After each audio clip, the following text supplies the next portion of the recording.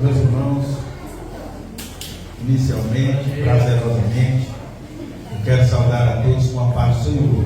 Amém. Nós estamos trabalhando o tema, a igreja, seu modo de viver e agir. E nós estamos estudando em Atos dos Apóstolos, no capítulo 2, versículo de número 43.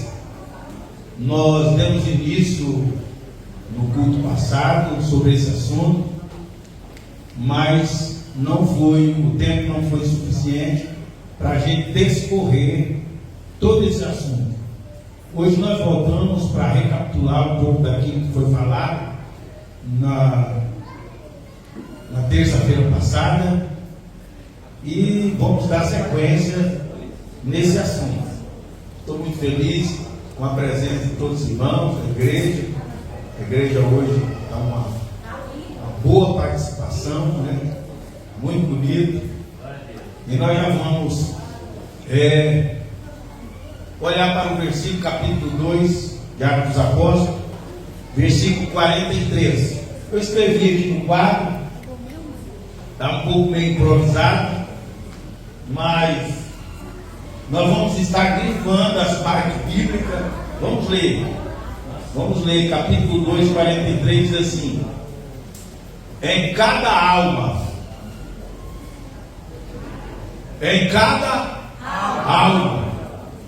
havia temor e muitas maravilhas e sinais. Tem a palavra maravilhas e sinais se faziam pelos apóstolos. Então nós estudamos uma parte do versículo e nós vamos recapitular e entrar na parte final. Então aqui, inicialmente, olhando aí para a Bíblia, em cada alma, eu grifei aqui a palavra alma. Por que eu grifei a palavra alma? Porque já que nós estamos ensinando, estudando a palavra de Deus, existem algumas designações de alma. A alma como indivíduo, aqui ó, como indivíduo, alma como pessoa, alma como personalidade. Olha aí para você ver em Romanos, capítulo 13, Romanos 13, vamos folhear a Bíblia. Romanos 13, versículo de número 1. Eu vou encontrando, já vou lendo para a gente ganhar tempo, mas é Romanos 13 primeiro. Toda alma esteja sujeita às autoridades superiores, porque não há autoridade que não venha de Deus. Então toda alma aí está dizendo todas as pessoas, todos os indivíduos devem estar subordinados, devem respeitar e obedecer às autoridades.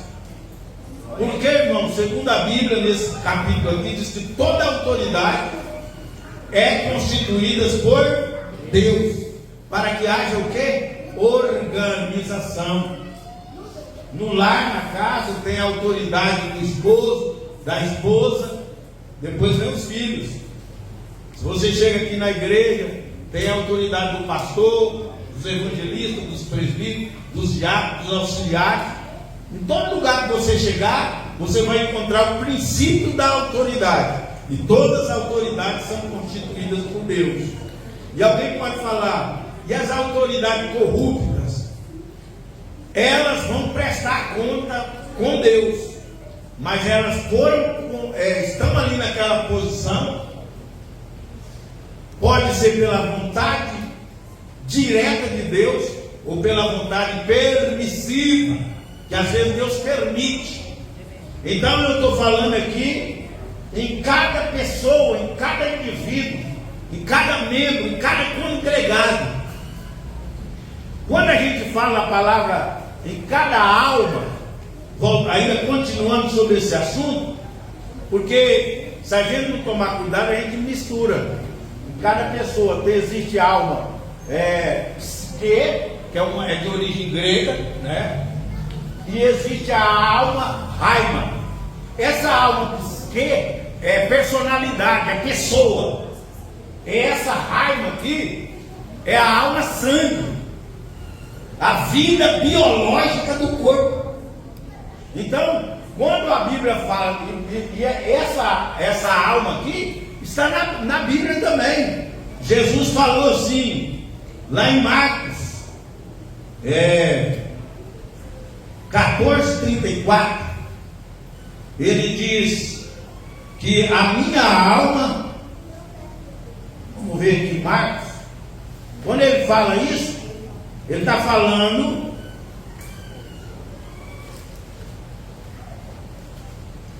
da alma como sentimento. Existe a alma psique, a alma sentimento e a alma sangue, que é a vida biológica do corpo. Então a gente não pode misturar, porque senão você vai estar pregando, falando uma coisa, quando na realidade Deus está falando outra.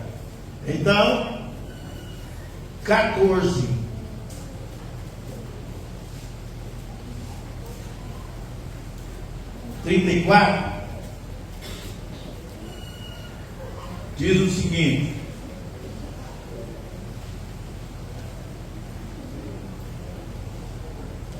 ele disse, a minha alma está profundamente triste até a morte. Aí está falando da alma como um sentimento. Mas vamos prosseguir. Em toda alma existia, era visível. O que era visível? O que? Temor. Vamos definir a palavra temor? Havia temor, havia o que? Respeito. Havia o que? Reverência. Havia o que? Zelo. Havia o que? Critério. Em toda a alma havia temor. Irmão, temor aqui, como eu já disse para os irmãos, temor aqui não é temor de ter medo. Temor aqui é de zelo, é de respeito, de submissão, de obediência. Vou dar um exemplo aqui, vou só fazer uma comparação, uma ilustração, só para vocês entenderem. Olha aqui para mim. Irmãos, um rapaz de 25 anos de idade, fazendo uma ilustração, ele está namorando, fazendo 4 anos de medicina, e o seu pai chegou e falou para ele que eu quero você em casa 11 horas, o máximo, meu filho, 11h30. E ele, todos os dias, ele faz todo o seu esforço e chega em casa 11 horas. Mas ele está namorando, cursando medicina e tem o seu próprio trabalho. E ele chega na hora certa que o pai falou. E quando ele vai atrasar, ele ainda liga: papai, eu vou me atrasar um pouquinho. Ele está fazendo isso porque tem medo do seu pai? Não. E ele está fazendo isso por quê? Temor. Tem temor. Assim somos nós, irmão. Muitas das vezes nós não temos o nosso pai. O nosso pai que é Deus. Por quê, irmão? Se um filho, o pai fala, eu quero que você chegue às 11. Quando você atrasar, o máximo até 11h30, mas é 11, meu filho. E aí, esse filho não leva a sério a palavra do pai dele. E ele chega à meia-noite, ele chega 1h da manhã. Mas o pai dele falou para ele que era para chegar às 11, quando muito, às 11h30. Esse jovem, ele está respeitando? Ele está honrando o pai dele? Ele está temendo? Não. Agora, se ele chega às 11 horas, aí ele está temendo o seu pai. Agora eu pergunto: se alguém não obedece a Deus, a palavra de Deus, se não obedece a palavra de Deus, você acha que a pessoa está respeitando a Deus? Está temendo a Deus? Está honrando a Deus? Não. Então, irmão, essa igreja aqui, ela tinha temor de Deus. A palavra de Deus para aquela igreja era inquestionável. O que a doutrina, o ensinamento da palavra de Deus para eles era aquilo mesmo. Em toda a alma havia temor, havia respeito, havia reverência, havia zelo, havia critério. E o que acontecia? E muitas maravilhas, coisas grandiosas, coisas que deixavam eles pasmados, coisas que deixavam eles espantados, que está aqui, coisas espantosas, admirável, coisa admirável. Eles ficavam atônitos, maravilhados com o que Deus estava fazendo. Porque aquela igreja era uma igreja que levava Deus a sério. Glória a Deus. Se você diz que obedece seu pai, diz que está cumprindo o que ele falou, mas não pratica o que ele falou, você não está temendo, você não está respeitando. Então essa igreja aqui, ela levava a palavra de Deus a sério. Porque alguém que não leva a palavra do seu pai a sério, vai levar o seu pai a sério? Se ele não leva a palavra dele a sério, aquela pessoa está levando a sério? Não, porque a palavra de Deus é que tem que ser levada a sério. Se eu levo a palavra de Deus a sério, eu estou levando Deus a sério. Quem está entendendo até aqui? Então essa igreja, elas levavam a sério. Quando o pastor convocava essa igreja para a consagração, o povo vinha. Convocava para a oração, o povo estava presente. Para a evangelização, o povo estava lá. E a obra de Deus era realizada com milagres, com prodígios, com maravilhas. Quem pode dar glória a Deus? Aí, irmãos, e muitas maravilhas. A pergunta é essa que eu fiz e vou fazer de novo. Quais maravilhas? Quais maravilhas? Vamos ver algumas? Atos Apóstolos, no capítulo 4. Capítulo 4, a partir do versículo, capítulo 3, desculpa, a partir do versículo 4. Qual é o episódio que aconteceu aqui? O Pedro e João estavam indo orar. Aí estava lá na porta do templo um homem coxo, um homem atrofiado, um homem paralítico, coxo, atrofiado. E aí o que aconteceu?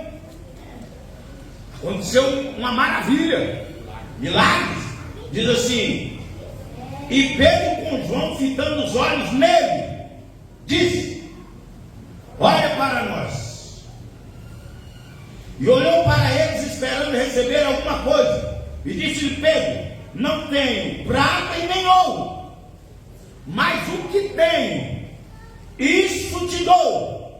Em nome de Jesus Cristo, o Nazareno, levanta e anda. Não tenho dinheiro, não tenho ouro, não tenho prata, não tinha recurso, mas o que eu tenho, o que ele tinha? Poder, unção, ousadia. O que eu tenho? O bolso não tem nem um centavo, mas tem poder. Podemos ter dinheiro, mas nós temos que ter poder de Deus, unção de Deus. Se for para escolher entre o dinheiro e a unção de Deus, fica com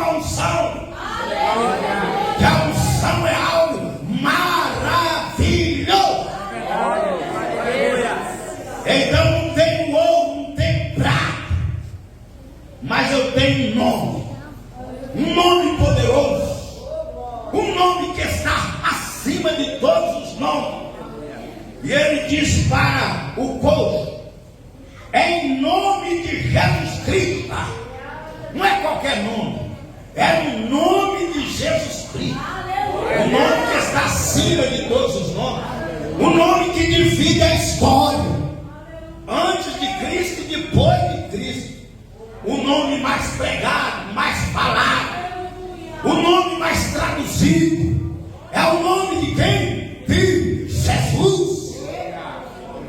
E então, irmão, ele continua dizendo: em nome de Jesus Cristo Nazareno, levanta-te e anda. E tomando pela mão, olha a ousadia, pegou o paralítico pela mão. O paralítico está falando: levanta, anda. O paralítico está sem ação. Aí ele pega, cheio de fé, pega no braço dele e diz: levanta. E o paralítico se põe de pé, e os artérios, os nervos tomam forma, se fortalece. E ele dá glória. Diz que ele começa a louvar a Deus, dá uns glória, aleluia, e diz: agora é aqui, ó. Tu é que curar. Vou curar. E não foi beber pinga, não foi beber cachaça, nem usar droga. Ele entrou, foi para dentro do templo, louvando, glorificando e exaltando o Jesus Cristo Nazareno, o Filho de Deus vivo. Levante a mão para adorar.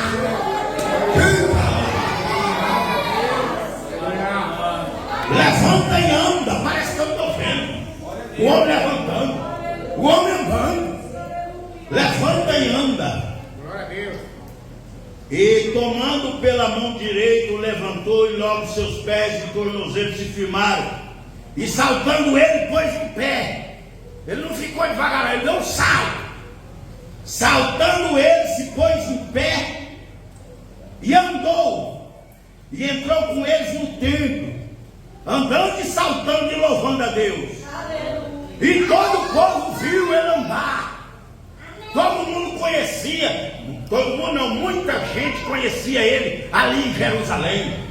Aquele homem nasceu com aquela deficiência, e agora ele está lá na porta do templo, no lugar da bênção, na casa do Senhor.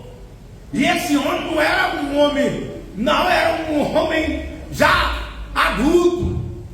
Segundo a Bíblia, ele tinha 40 anos de idade. E aí o que conhecendo? Aí o que aconteceu? Versículo 10. E conheciam-no, pois ele era conhecido ali, pois era este o que se assentava a pedir esmola à porta formosa do templo. E eles ficaram cheios de paz. O povo conhecia ele, pois ele estava sempre por ali pedindo esmola. Ele era conhecido. Aqui, ó, 4:22. Vocês veem, Atos Apóstolos 4:22. Pois tinha mais de 40 anos. Eu falei que o homem tinha 40 anos, mas tinha mais. Quem sabe 40 anos e 6 meses, 40 anos e 8 meses. Tinha mais de 40 anos. O homem em quem se operava aquele milagre de saúde, aquelas maravilhas. Quais maravilhas? Esse daqui, que deixava o povo maravilhado, o povo pasmo, espantoso, de admirar, atônitos. Que está aí no versículo de número 10. Eles ficavam pasmos, assombrados, no versículo 11, atônitos. Por quê? Porque estava acontecendo milagres e maravilhas. E não era só isso não, irmão. Os homens tinham unção de Deus. Por quê? Eles andavam no temor do Senhor. Isso não via qualquer coisa na rede social, não acessava qualquer site. Vivia uma vida de santidade, de submissão, de obediência. Porque o poder de Deus era glorioso, era um gozo, era um regozijo, era algo que fazia com que eles, a razão deles viverem, era o poder de Deus. Eu creio que quando amanhecia um dia, ele já saía procurando onde é que nós arrumamos um demônio hoje para nós expulsar. Ele já saía caçando. Vocês não sabem não tem um enfermo aí para nós, um paralítico para nós orar por ele, para nós ver dar uns pulos. Muitos milagres, maravilhas eram feitos, era realizado por essa igreja. Quem faz parte dessa igreja? Deus mudou. O Cristo não mudou. Ainda mesmo é o Cristo nessa igreja. Deus quer usar você, irmão. Deus quer usar você, obreiro. Deus quer usar você, minha irmã, meu irmão. E nós vamos ver milagre. Mas não precisa ficar pedindo, pelo amor de Deus, vamos na igreja hoje. Eu te levo, nem que seja num carrinho de mão. Mas vamos na igreja. Eu dou um jeito. Eu pago o Uber. Eu te levo até no colo. E a pessoa diz, não quer ir lá não. Mas quando Jesus começa a fazer o milagre, aí ele pega o rumo. Quando Jesus começa a curar o seu filho da depressão, expulsar o demônio, a pessoa que está oprimida, endemoniada, que está enfermo, Deus começa a fazer essa obra, não precisa você ficar atrás das pessoas, as pessoas que vêm. E quando fez o apelo, foi quase 3.000 almas que se levantou a mão, aceitando a Jesus como Salvador. E quem é que cuidava desse povo? Os crentes cheios do Espírito Santo. Cuidavam dos novos convertidos. E a igreja crescia todo dia a igreja crescia. Todo dia. As pessoas vinham para a igreja. Eu quero ser dessa igreja. Como é que faz para ser dessa igreja? Eles perguntavam, como é que faz para ser dessa igreja? Eles estavam ungidos. E eles perguntavam, como é que faz para ser dessa igreja? Eu quero ser dessa igreja, porque meu neto está transformado. Meu neto era rebelde, meu neto bebia uma cachaça, meu neto, e agora a obra foi feita na vida do meu neto e do meu filho. Eu quero esse Jesus também. Aí ele dizia, crê no Senhor Jesus Cristo, e Ele vai salvar você e toda a sua casa. Irmão, e quando a igreja era para ser aberta, já estava um monte de gente para entrar para dentro. O apóstolo Pedro dizia, hoje nós temos que fazer 5 cultos. E quem participar do primeiro já vai embora para dar um lugar para os outros que estão chegando. Sabe por quê? Porque tinha maravilha, tinha poder. O povo levava Deus a sério. O povo levava a palavra de Deus a sério. Porque a pessoa diz, eu levo Deus a sério, mas não leva a palavra de Deus a sério. E agora, irmãos, muitas maravilhas e sinais. Eu não vou escrever no quadro não, mas eu vou falar sobre sinais. Irmão, sinais é coisa glorioso. Sinal é algo que marca, não é? Sinais é algo que indica, que aponta. Quando a gente vai falar de sinais, a gente não já lembra lá do Velho Testamento, lá do Êxodo, quando Deus ia tirar o povo do Egito através de Moisés. O Moisés falou assim, eu não vou lá não.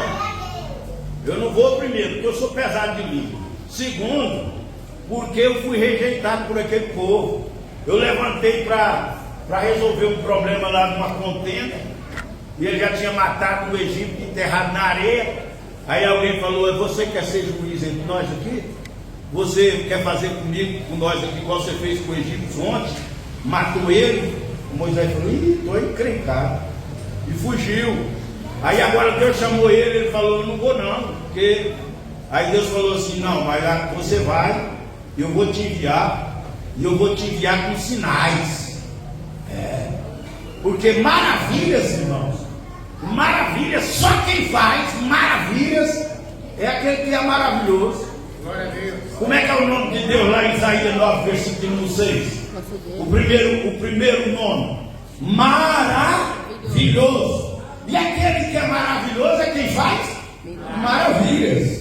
Aí o maravilhoso disse para Moisés: você vai e eu vou contigo fazendo maravilha. Aí Moisés ainda ficou assim. Aí Deus falou assim: põe seu cajado aí no chão. Ele pôs o cajado no chão, a cobra já. Aí ele tirou uma naja, não sei se foi uma naja, uma mamba negra. Já. E ele já disse que ele temeu. Aí Deus falou assim: agora vai e pega na cauda dela. É sinais. Deus falou: eu vou fazer sinais. Pega na cauda dela. Isso ele ia fazer lá diante do faraó. Então pega agora aí, vamos fazer o teste. Pega na cauda dela. Ele foi, pegou na cauda, cajado de novo. Ele disse: agora você enfia sua mão no seu seio. Tira. Tirou. A mão estava leprosa. Aí Deus falou: agora coloca de novo. Colocou. Tira. Limpa. Eu vou fazer sinais. Você vai ver. Eu vou endurecer o coração do faraó. E ele não vai querer deixar o povo sair. Mas eu vou fazer muitos sinais. Eu vou transformar água em sangue. Não é que ele transformou a água se tornar em sangue? Êxodo 7, versículo de número 21. A água se transforma em sangue. Aí depois a praga das rãs. Êxodo 7, versículo de número 3. Isso tudo era sinais. Praga da rã. Era rã para todo lado. Quando Deus mandou Moisés ministrar, apareceu rã de tudo quanto foi lá. Não, mas era rã. Era um negócio aqui de 50, 60 rã por metro quadrado. Era rã dentro dos potes, dentro das vasilhas, dentro do guarda-louça, por cima da cama, por debaixo das cobertas. Era rã para tudo quanto é lá. Deus fazendo sinais. Aí depois vem o sinal do piolho. Piolho, irmão. 8:18. Falou para Moisés pegar a terra e jogar para cima. Quando jogou, o Egito virou só piolho. Diz que piolho até nos animais. Os animais do cavalo eram batendo na casa para cima. E as pessoas coçando os cachorros. Tudo cheio de piolho. Era sinais. Agora, meus amados irmãos, Deus nos envia também com sinais. Vamos ver aqui em Marcos capítulo 4. Já estou indo para o final do culto, viu? Eu vou pregar hoje até umas 20, 30, por aí, 30 eles quebraram. Então, meus amados irmãos, Marcos, quanto eu falei? Não, é 16, desculpa. Marcos 16, versículos 18 e 19. Que diz aqui: e estes sinais,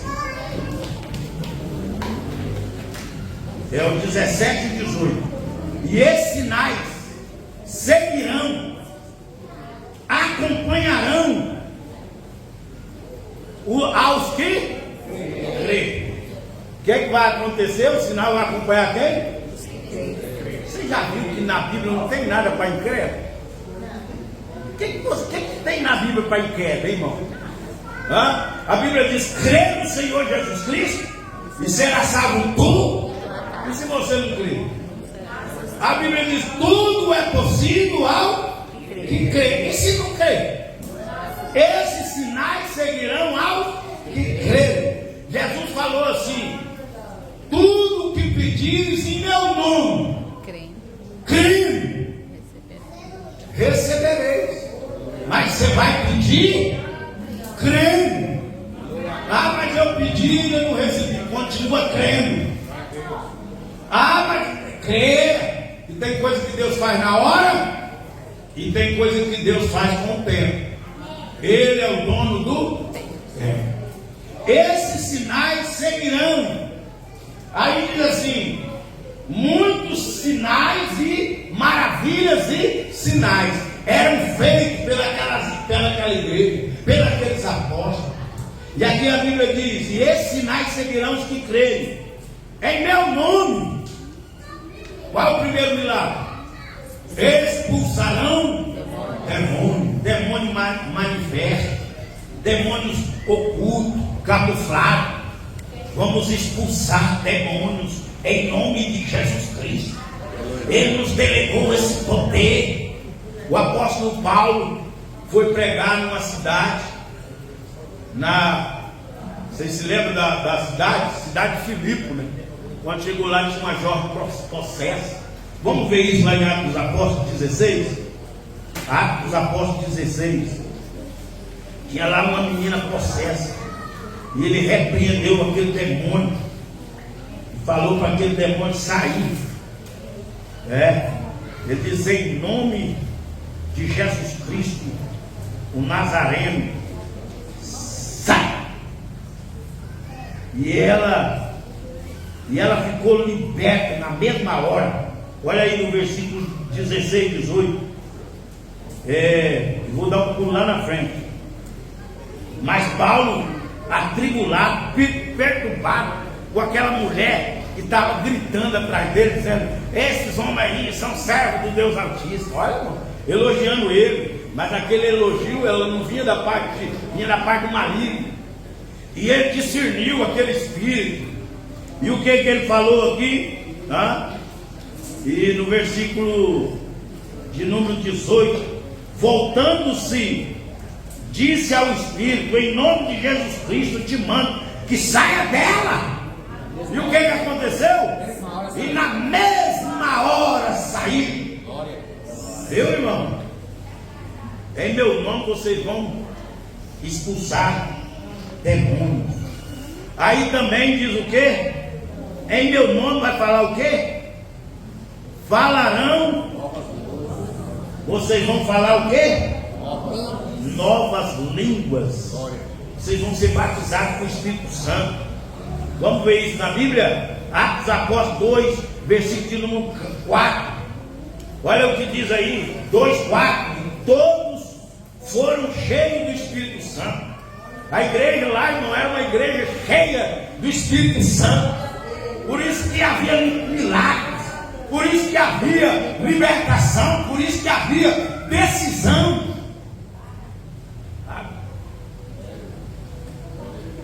E todos foram cheios do Espírito Santo e começaram a falar em outras línguas, conforme o Espírito Santo lhes concedia que falasse.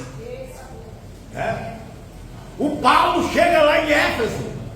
Aí chegou numa igreja lá que não tinha ninguém batizado com o Espírito Santo. Ele perguntou: vocês já foram batizados quando creram? Eles disseram: que batismo? No batismo de João? Ele disse: não. E aí ele pregou sobre o batismo com o Espírito Santo.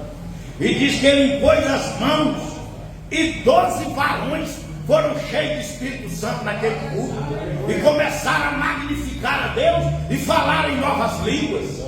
Quantos crentes aqui que ainda não é batizado com o Espírito Santo? Nós vamos ver batismo com o Espírito Santo. Oh, aleluia! Porque essa promessa é para nós. Vamos ver lá, Atos dos Apóstolos 19, versículo número 6. Diz: impondo-lhes Paulo as mãos, 19:6 de Atos dos Apóstolos, veio sobre eles o Espírito Santo, e falavam em línguas, e profetizavam. Aleluia! Irmão, as línguas estranhas eram sinais. Profetizavam. Eu quero falar um pouco sobre profecia aqui. Irmão, a igreja tem que tomar cuidado com profecia. Profecia é algo muito sério na igreja. E eles fizeram o quê? Profetizaram. Qual é a primeira profecia da igreja? A profecia do registro. Qual é a primeira profecia? A profecia do registro. Essa é a profecia por excelência. Você sabia que essa daqui é uma profecia que não precisa ser julgada? Porque a profecia, como um dom, ela precisa ser julgada. Julgar para ver de que espírito está vindo aquela profecia. Porque existe o espírito humano, o espírito do homem. Sabia que existe o espírito com E minúsculo, humano? É aquele espírito assim, ó. O cara olha numa moça e olha num rapaz e fala: aquele com aquela vai dar certinho. O Ildefonso com a fulana lá. Aí ele profetiza: eis minha serva, e o seu predileto, o seu prometido é o fulano. E isso pode ser da vontade do espírito humano. Outros, existe a profecia que é da carne mesmo, que não tem, ela é carnal. Vou dar um exemplo, que não é de Deus, eis meu servo que eu vou quebrar a tua perna. Isso não é de Deus, que a profecia é para exortar, consolar e edificar. Se a pessoa falou, eis meu servo que vai quebrar a perna, consolou alguém, edificou, exortou, então existe profecia, irmão, que é do diabo. Viu? Então existem essas três fontes de profecia, mas precisa ser julgada a profecia. Por isso que quem profetiza não pode sair lá profetizar no ouvido do fulano, porque tem que ser uma profecia para os outros ouvir, para fazer o julgamento. Eu estou aqui, eu tenho que falar isso, que eu sou o pastor da igreja.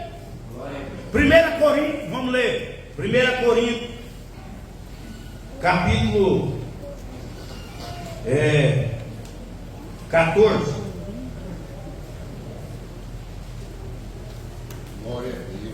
A profecia, o dom de profecia é um dom muito maravilhoso, mas tem que ter 14:29, tem que ter responsabilidade e tem que ter firmeza, tem que ter critério.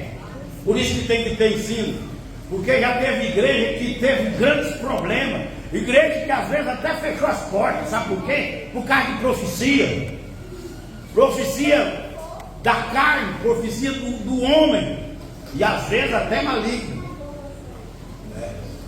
Igual uma profeta que foi profetizar o homem casado. E aí o que acontece? Aí o irmão falou para ela, mas essa profecia não serviu para mim não, porque você falou que Deus já está preparando, que não sei o que, a minha varoa já está lá em casa. Você já imaginou um negócio desse, irmão? Tem que tomar cuidado, porque a profecia é algo que é de Deus, mas você tem que ser direcionado por Deus, você tem que ter certeza. Pastor, como que eu sei que a profecia é de Deus? Faz uma prova com Deus na hora. Se eu vou profetizar, eu faço uma prova. Qual é a base bíblica, Senhor? Qual é a base bíblica? Aí Deus me dá a base bíblica. Se é da tua vontade, a irmã Elielva vai levantar ali, vai dar um glória, só eu e Deus. Vai levantar, vai dar um glória e vai dar uma rajada de línguas estranhas. Aí eu sei que é o Senhor que está falando. Aí ela levanta, dá uma rajada de línguas estranhas, e eu falo assim, mais uma prova, Senhor, que o irmão, o Elfo, traga para mim uma água aqui agora. Ele levanta e pega um copo, aí eu vou e mando a profecia. Porque Deus já confirmou 2 vezes. Tem como, irmão, eu errar nessa profecia? Não tem, porque eu estou embasado na Bíblia, eu fiz prova. E aí os irmãos, eu vou falar a profecia para todo mundo ouvir. E aí os irmãos vão julgar. Igual uma vez nós estávamos numa vigília, tinha lá um irmão, quase que eu falei o nome dele, profetizando na mão, só a carne pura. Aí o irmão Ezequias levantou e veio e falou comigo: rapaz, aquela profecia não é de Deus não. Aí daqui a pouco o pastor veio. O pastor veio e disse: olha, a Bíblia diz que nós temos que confirmar entre 2 ou 3 testemunhas. Eu falei: eu acabei de confirmar aqui com o Ezequias que aquilo lá não é de Deus não. Aquilo lá é coisa da carne, se não for do maligno.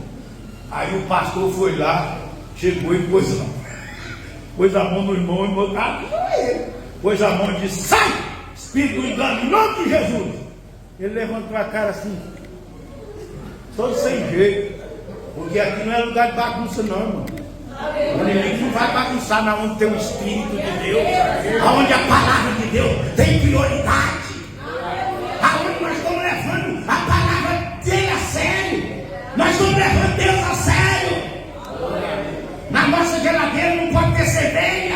Não pode ter cachaça.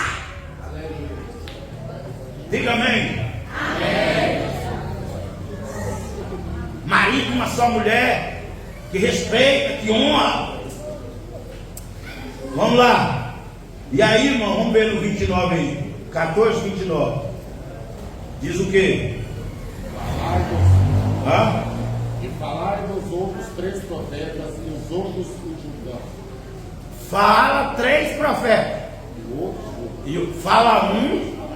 É 3? Fala um. E os outros já ficam para julgar. Se não bater com a Bíblia, a profecia é para edificar, consolar e exortar. E aí, o que mais? Falando sobre isso, olha o 32.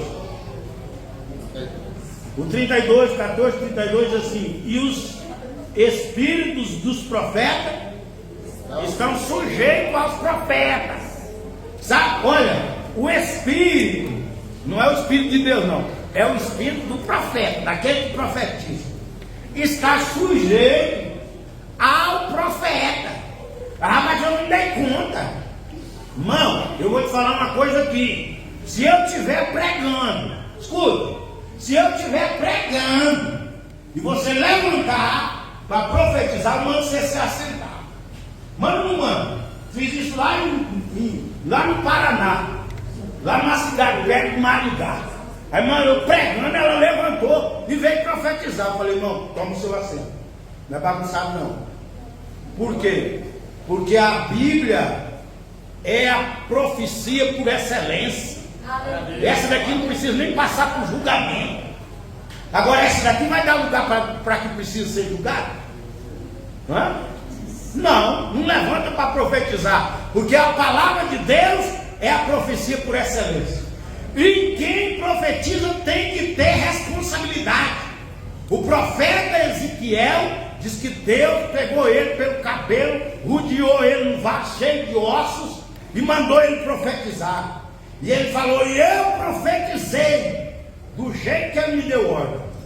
Não aumentou e nem diminuiu. Tem pessoa que Deus manda falar assim, ó: fala que eu ouvi a oração dele, a oração dela.